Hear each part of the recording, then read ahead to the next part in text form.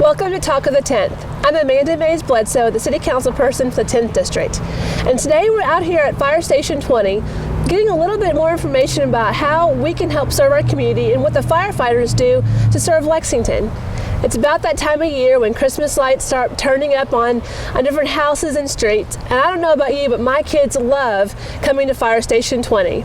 In fact, one of our favorite holiday kind of traditions is getting the kids ready for bed, putting them in the car in the pajamas, grabbing some hot chocolate, and pulling out here in front of Beaumont out on Harrisburg Road at Station 20. And for about 10 years now, they've been doing a light show that goes on about 20 different minutes. And today I'm here with firefighter Beatty. And we're Betty. Yeah. And you've been working on the lighting for the show for a number of years. Yes, I have. I've had the privilege in the last about 4 years that I've been stationed here to come out and participate or work hand in hand with these guys that initially started this what I call Christmas Light Showcase. As I said, it's been a privilege to do, and I feel like now we're carrying on the tradition of 2 to 3 guys that initially had the wherewithal or the thought that we wanted to give back during the holiday season to our community that was there for us throughout the tragic events of 9/11. So as Ms. Bledsoe said, that this has been going on for approximately 9 to 10 years, and it has kind of taken a toll where it's been a step-by-step process from a very small light show, if you will, to upgrading to this elaborate light showcase that we have today.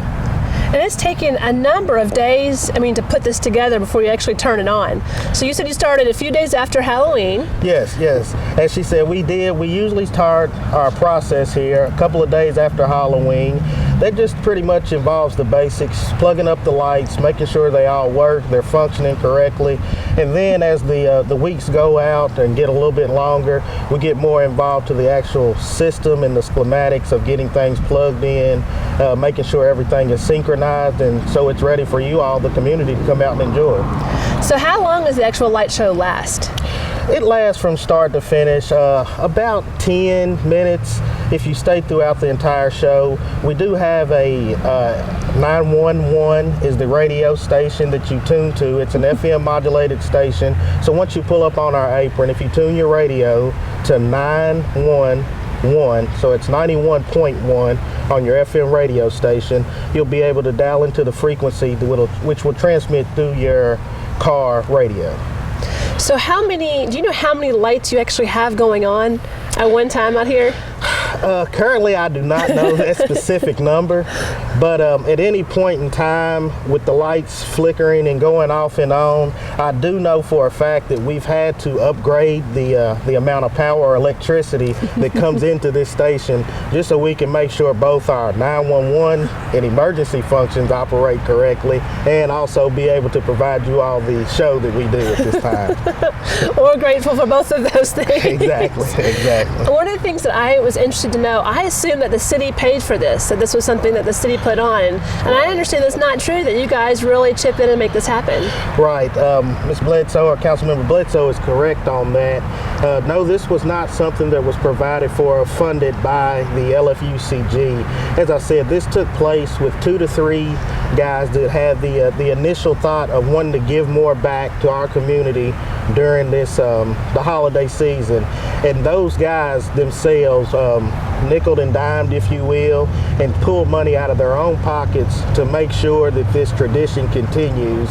And those guys now, I don't know if I pointed out, have gone on and retired since then, and we here coming through the State Fire Station 20 just feel like that it's only right that we continue to carry out their tradition. So therefore, with that being said, we will still continue to add to or financially support this Christmas Light Showcase.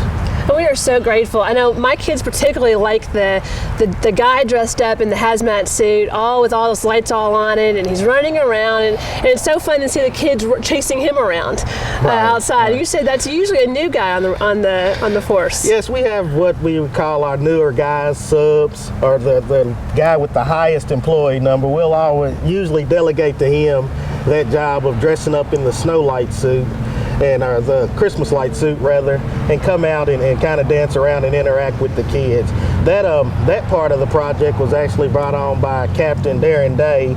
He's one of the hazmat supervisors here, and he's the one that kind of took the reins on getting the hazmat suit that we had as a spare or an extra, and attached the lights to it to make sure that it worked out for us. And it's neat because hazmat for the airport is stationed out of Station 20. Yes, it is. Station 20, if you will, is kind of the hazmat hub. We have Hazmat 1, Unit 220, along with Ladder 4 and Engine 20, and we're all part of the hazmat team here. Well, I know I certainly am grateful. I know most of the constituents, not just in the 10th, but in a lot of Lexington, come out here and watch the show. Thank you, Firefighter Beatty, for telling us a little bit about it. I hope you'll come out sometime this fall, this winter, and grab some hot chocolate, pull up, listen to the light show, enjoy it, dance with the light man, if you will. And I think there's some other ways you can help out in the community. Welcome back. We're out here at Fire Station 20 talking a little bit about the holiday season, and one of the things that you can do when you come and watch the Christmas light show is you can bring the Toys for Tots program. And I'm here with firefighter Kyle Branham with our Community Outreach Department. And you said this was started by the firefighters back in 84 years ago? 1931 was the actual date that we started the program, and over those years, for 84 years, we've been taking in toys and helping out the kids in our community. Fantastic. So when we bring toys, what would you recommend? What are the things we're looking for? Well, we're looking for obviously boys or girls toys. They want to be individually packaged. We want to make sure that they are new. If they're stuffed animals or things like that, they need to be new and it's still in their original packaging. You can take them out to any fire stations. There's always a need for bikes, girls and boys bikes. That's something that's always a great need that the children want, and it's sometimes tough with the price of those for people to be able to purchase. So that's something we try to make sure we have enough bikes to go around. We usually run out of those quickly, but in the past, some companies, Big Ass Fans, they have donated quite a few bikes and things like that. So if they have those and want to purchase those, you can take them to any Lexington fire station and drop them off right now. So that you can bring some used, so I can bring a used bike if it's in good condition, or are you looking for just brand new ones? Yeah, if a used bike, those would work as long as it's in pretty working condition, fairly good condition. Those will be fine. If you've got stuffed animals or anything that's like clothing, any kind of material, we'd like for those to be new. Yes. So what ages are you looking for? Do you have a cap or a? There really is no cap. I mean, anywhere up to 12, 13 years old, all the way down to newborns. We'd like to get toys for everyone, because anyone out there that needs help, we want to make sure we can provide that for them this Christmas. Of course, you can bring these toys anywhere to any fire department, and you can do that, starting November 26th? They're actually right now. No, we're taking them right now. You can take them to any Lexington fire station. I just picked up quite a few just now, and I'm going to take them over to the building where the toy drive is. So I know you were looking for a building. Do we know where that is? Did someone donate it? We do. We have a building. The address is 2245 on Frankfurt Court. And if people want to apply, they can call 859-523-9576. And then the times that they can go and fill out their application would be Monday through Wednesday, 9 a.m. to 2 p.m., or Thursday from 9 a.m. to 8 p.m. Well, fantastic. I know this is something that we're looking forward to do. We're going to get our kids and buy a couple things and bring them out here, and not just watch the show, but really participate in our community. And I'm sure we might bring some chocolate chip cookies by as well. I'm sure the guys here at any fire station wouldn't mind some treats from the community as well.